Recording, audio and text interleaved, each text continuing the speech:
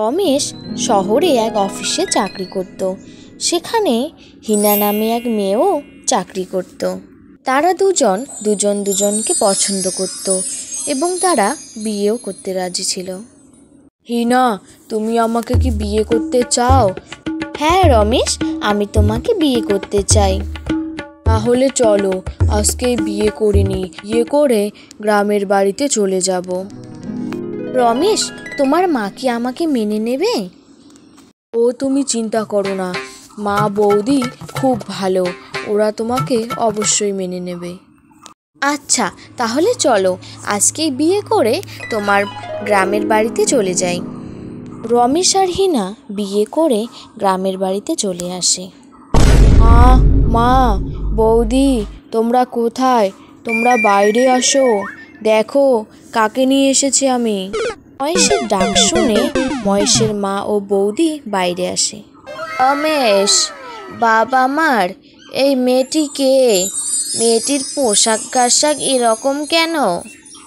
মা, এ হলো তোমার নতুন বৌমা।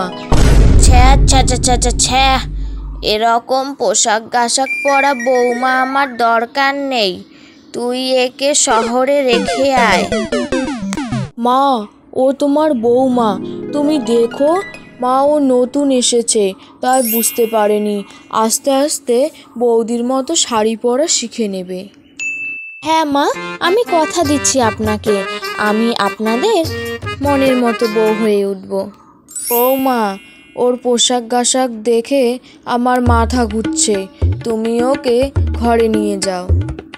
আচ্ছা মা, আমি নিয়ে যাচ্ছি। বোন চলো ঘরে চলো।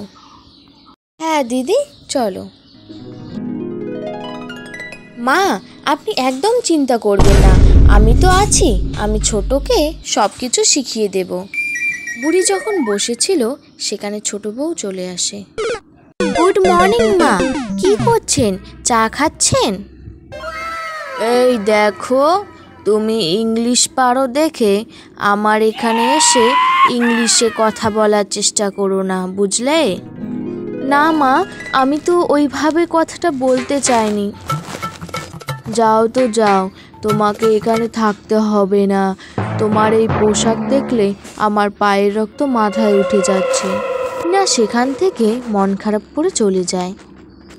হিনা ঘরে বসে কাঁদছিল, সেখানে মায়া চলে আসে। বোন শোনো, এদিকে কান্না করছো কেন তুমি? এদিকে শোনো আমার কথা। হ্যাঁ দিদি বলো। দিদি, মা কি আমাকে কখনো ভালোবাসবে না? বোন, মা তোমাকে ভালোবাসে, কিন্তু তুমি এরকম পোশাক পরা ছেড়ে দাও, তাহলে দেখবে তোমাকে আরো বেশি ভালোবাসবে। দিদি, আমি তো এরকম পোশাক পরতেই ভালোবাসি, আমাদের ওই দিকে তো শাড়ি পরে না, তাই আমি জানি না কিভাবে পরতে হয়। ও তাহলে এ ব্যাপার, চলো আমার ঘরে, আমি তোমাকে আমার একটা শাড়ি দিচ্ছি, সেটা পরে নাও, দেখবে মা অনেক খুশি হবে। আচ্ছা দিদি চলো। মায়া হিনাকে শাড়ি পরিয়ে দেয় এবং হিনাকে দেখে অনেক অবাক হয়ে যায়।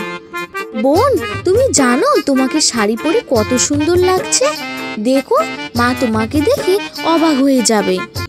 সত্যি দিদি, আমাকে অনেক সুন্দর লাগছে, তাহলে আজ থেকে আমি শাড়ি পরবো। চলো দিদি, তোমাকে আমি কাজে সাহায্য করব, তাহলে আমিও কিছু শিখতে পারবো। হ্যাঁ বোন চলো। তারপর থেকে দুই বউয়ের মধ্যে অনেক মিল হয়ে যায় এবং দুজন দুজনের সঙ্গে খুব ভালো সম্পর্ক হয়ে ওঠে।